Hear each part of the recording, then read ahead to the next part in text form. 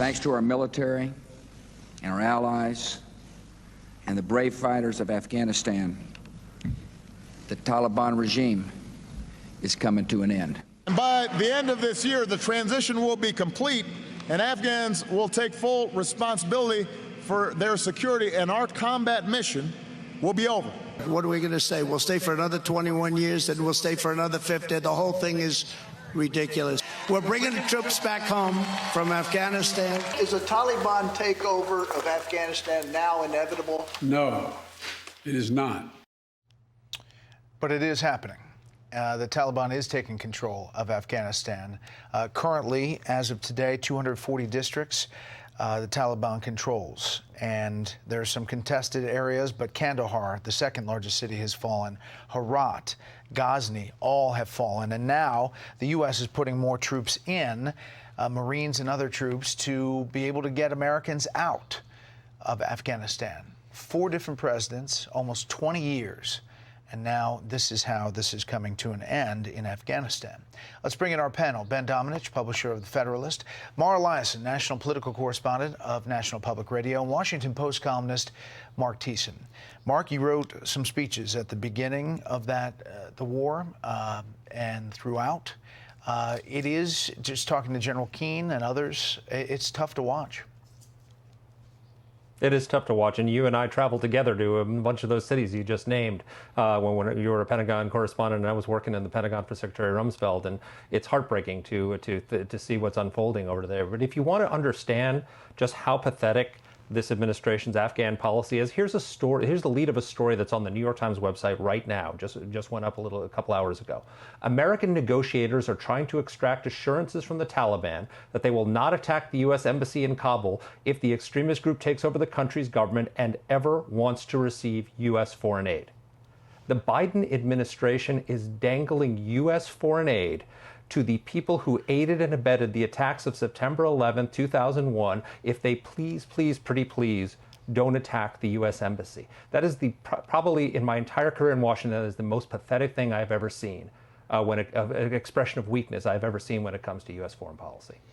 Well, to that point, the messaging, Mara, changed dramatically over 24 hours. I had Admiral John Kirby, a Pentagon spokesperson, on last night, and he was saying that the part of the give and take is to have the Taliban understand that they risk being a pariah in the world. Here's that exchange.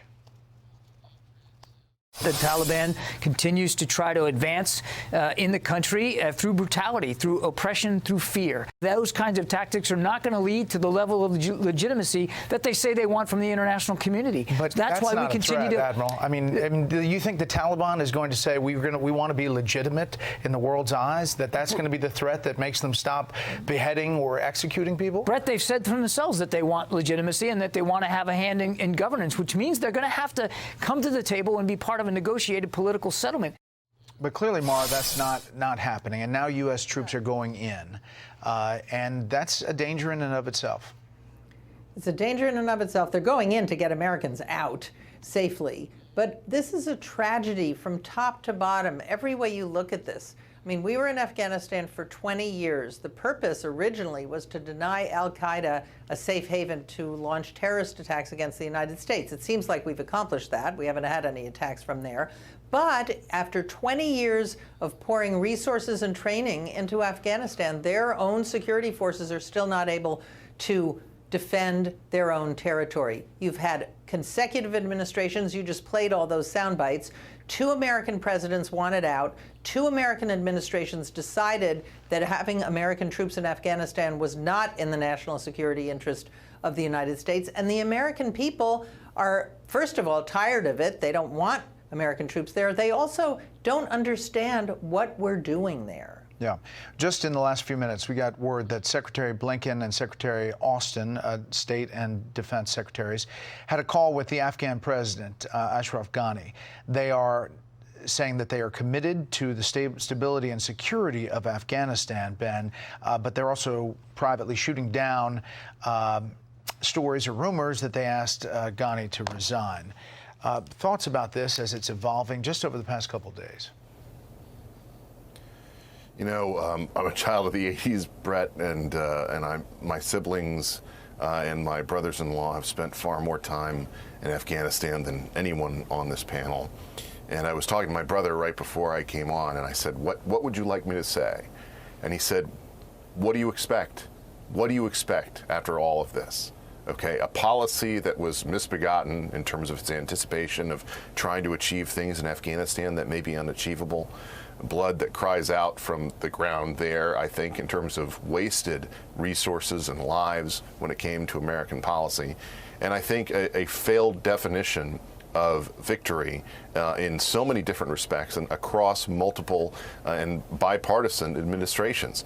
We've had 3 presidents in a row elected based on arguing against the wars in the Middle East and in Afghanistan. It seems to me that the neoconservative agenda that cares so much about democracy overseas is not very interested in listening to it here at home. And I think instead, what we ought to be asking is, if this was something that we wanted to achieve where we had a clear goal, how could it have been argued better? How could it have been managed better? And how could have the policies actually lined up with what we wanted to achieve, as opposed to this embarrassing end? Mark, I'm going to give you the last word, but before I do, I'm going to read a little something from the Independence Fund, and that is, this is really painful for a lot of people right now. Gold Star families, veterans, families who've all endured sacrifice there. And they say a lot of hearts are heavy right now. Their phones are flooded with veterans who are really struggling with this information about Afghanistan and trying to come to grips with it. And we're going to put up on the screen the Veterans Crisis Hotline on the bottom of the screen if you want to talk to somebody through this. Mark, last word quickly.